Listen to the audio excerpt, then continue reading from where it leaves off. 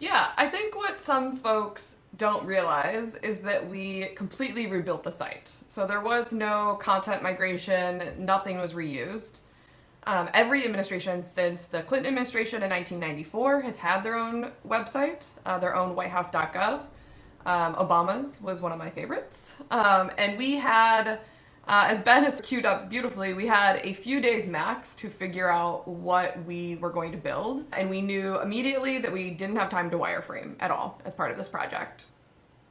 So what we did, we reviewed the now former whitehouse.gov to understand what content there was, what we needed to move over.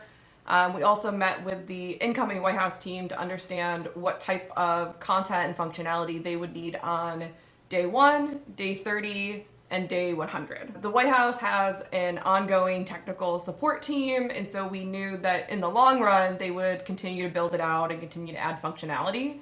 And so we really looked at those 3 benchmarks to determine what content would be needed and what would need to adapt. So we defined our audiences, which of course for whitehouse.gov means all Americans and really everyone around the world. So the broadest audience group we've ever worked with at WideEye.